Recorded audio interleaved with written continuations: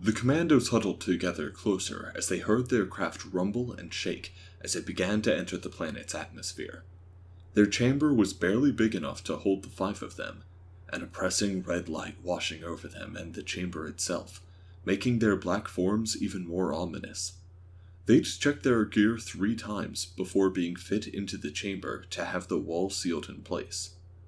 There was no talking because everything had been said before. They just listened to the yowling around them. 5 figures huddling close as their craft continued to shake and rumble. Then the light turned yellow. As one, they turned to face the same wall, shuffling closer to it. Outside, they could hear the stresses of the atmosphere burning up the rest of their craft. This wasn't some assault ship or re-entry vehicle. They weren't riding anything with engines or made for more than one purpose. They were riding an asteroid, fitted with a small, specially designed compartment.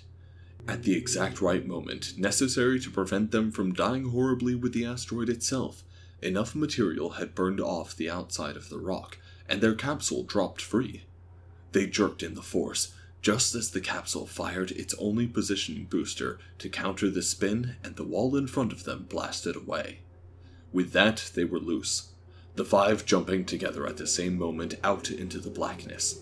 Behind them, the asteroid burned up in the atmosphere, its job done, their black suits falling out of the black into the amber light of the sunset. They were on the very edge of the atmosphere now, the stars shining bright above them as they began to fall. Each spread out, twisting their bodies left or right in order to form a wide 5-point star as they continued to fall. They could see clouds, cities, rivers, lights, all stretched out in front of them. They were bathed in the light of the planet's star as it set, rising just above the curve of the planet to illuminate their fall. They were falling back into the darkness as they kept their eyes opened. Their internal computers chimed in, warning as it spotted a xenocraft flying through their path of fall. Without speaking, they all twisted and turned, veering away from their current lines to stream past the craft, before turning and twisting once more to return to their formation. Their computers chimed at them again, and their automatic chutes snapped up, sapping some of their speed before breaking away to keep them falling smoothly. The planet was getting closer, the rivers growing larger, the cities brighter and clearer, and the clouds hanging just below them, and the clouds hanging just before them as they flew into them. The planet was getting closer, the rivers growing larger, the cities brighter and clearer, and the clouds hanging just before them as they flew into those white puffs.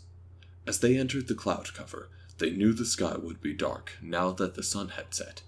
They quickly activated their suits, chunks of them falling away after removing heat shielding as their 2 arms and bipedal legs became clearly visible. Small thrusters puffed as it worked to continue to sap their speed until their computers were confident in their velocity. Now they were falling out of the clouds into the night sky, the city gleaming bright before them. Black fabric extended from their sides out along their arms and between their legs. These creatures had been born without wings, but made their own. Their hard armor casings were moist from the dew collected in the clouds. They had been born without shells or scales, so they made their own. Their target was just in front of them now, white spires twisting and rising up to the heavens, surrounded by green gardens. The thrusters on their suits activated once more as they drew close, turning them, feet down as black chutes opened up to let them glide gently to the surface, feet moving as they hit the ground. The 5 quickly pulled their chutes free, balling them up and tucking them into a pouch on their suit.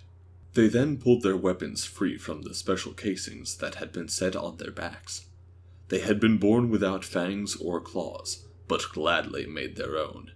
Naked metal gleamed in the soft light they had at the edge of this garden, knives being fastened into place before they quickly checked their rifles. Aside from a single figure wielding a stocky cannon they referred to as a shotgun. Weapons checked, they looked around at one another, nodding before they started their advance. 3 hours ago, they'd received word that 2 VIPs had been ambushed at a museum on this otherwise idyllic planet. Their cruiser had quickly approached the planet as close as it had dared and launched that asteroid to deliver these 5 figures to the planet to secure them while a rescue was worked out.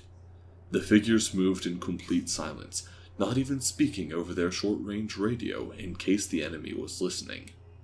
They advanced through the halls dedicated to art, culture, and peace. Then they found the central garden in the complex. In the bright lights of the complex, they could see carnage.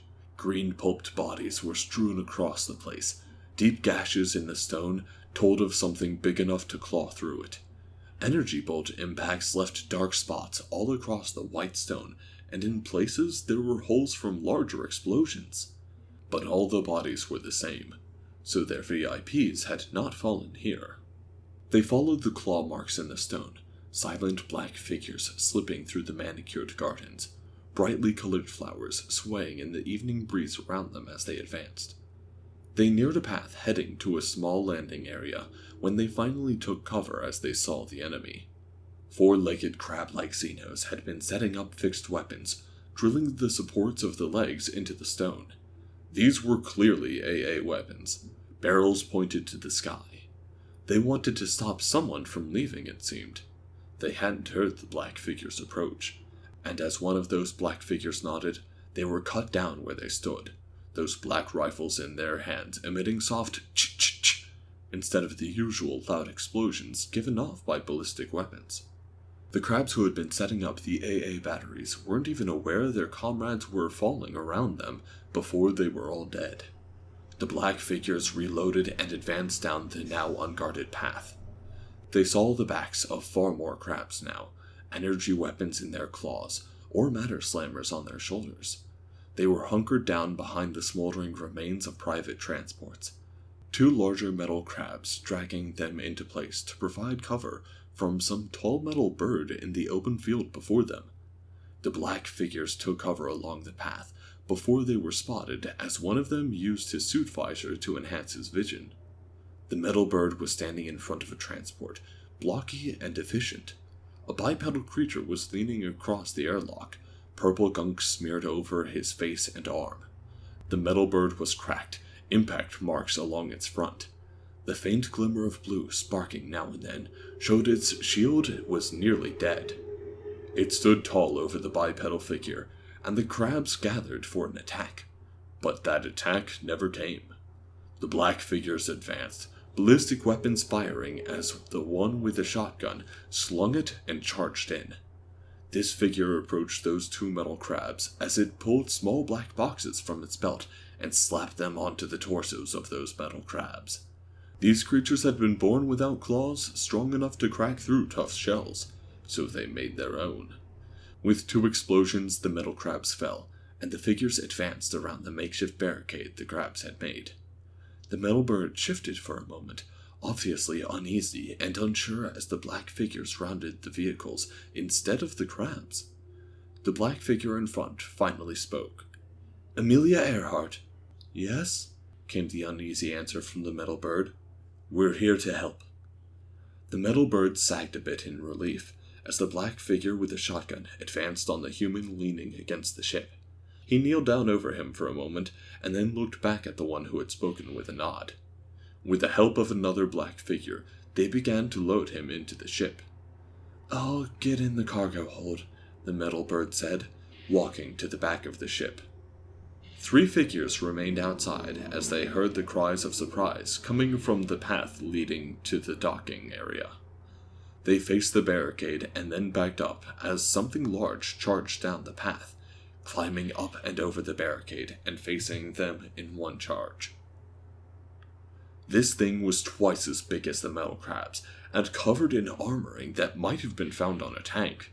It had massive claws, and in smaller forearms, it clutched massive metal blades. This was a creature that had been born to kill, to fight, to destroy. The 3 figures looked up at it, and when it bellowed in rage, they each tossed a small black cylinder at it. The light that filled the area was blinding as it howled and shifted, stomping those many pointed legs into the ground beneath it. But once the creature's vision started to clear, it heard the whine of an engine as the blocky vehicle it had sought to stop rose into the air, turning and flying off. The creature howled once more in anger, its rage filling the night as its prey escaped. On board, a message was being sent to their cruiser, waiting in the void far above them. Package secure, AA in place, seeking cover in wilderness, awaiting further orders.